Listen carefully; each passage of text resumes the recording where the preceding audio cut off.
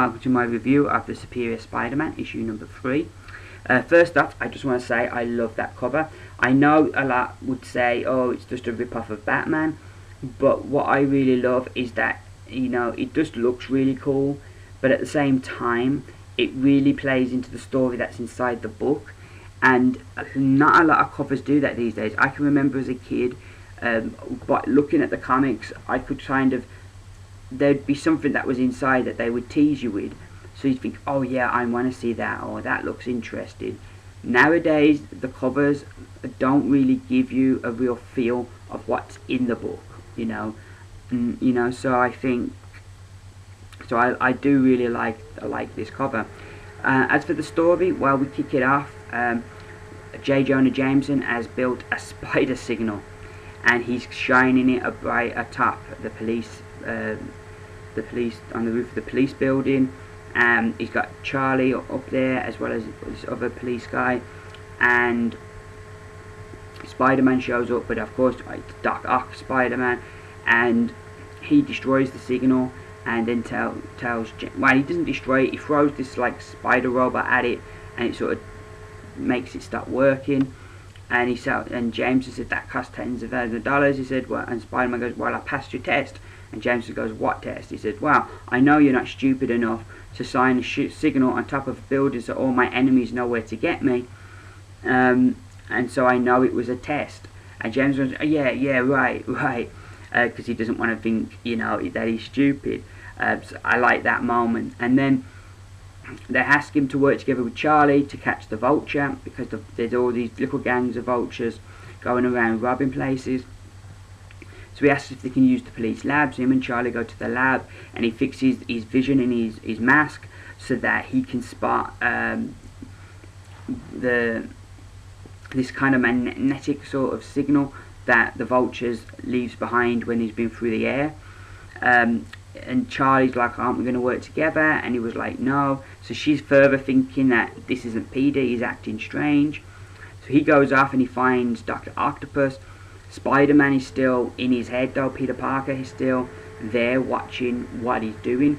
Then Dr. Octopus is kind of having these memories of him and the Vulture, and how that they were close in the past and in the days of the Sinister Six, and how that all Vulture ever wanted was to do that one big heist so he could go away.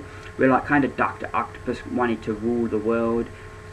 All the Vulture wanted was just that money that he could go and live on. He didn't want to be a supervillain, but it was just that Spider-Man kept spoiling his plans.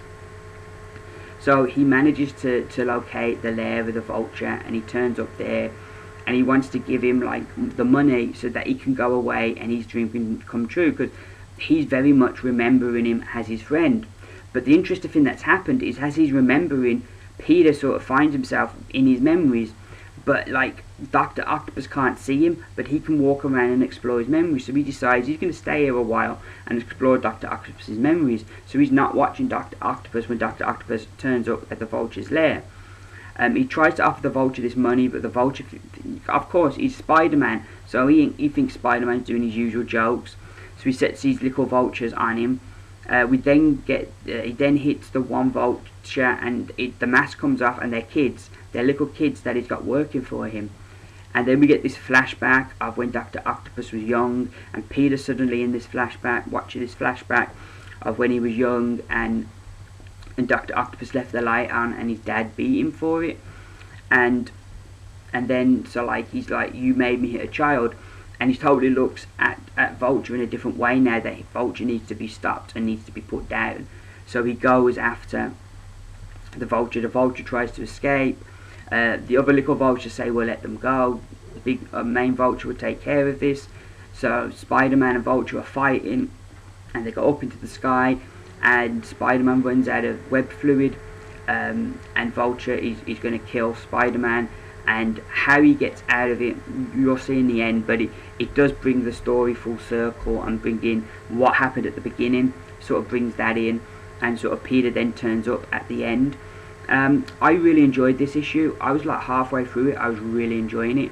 I like how Dan Slott is differentiating between this Doc Ock, how he's got a different approach to being Spider-Man. He's a bit colder, but he's also got a very scientific way in that he'll modify things to try and catch the different villains. I also really like, one of my concerns last issue was that it was going to get a bit boring each issue, having Peter just watching what Doc Ock was doing and commentating on it. And what I liked this issue is that they kind of got Peter out of the way, that Peter was exploring Doc Ock's memories and was sort of enveloped in that. So we got a lot of story where it was just Dr. Octopus, there was no Peter Parker there, and I liked that. That kept it fresh and you got to see a bit more of Dr. Octopus, and he got his moment to shine. I'm really enjoying this book. I never expected to enjoy it as much as I am. The art is really good, as you can see. I think Ryan Stegman is doing a really bang up job on the art, and I'm just really enjoying this book more than I thought I would. My only gripe is probably it's coming out too often, but you know, hopefully that will slow down.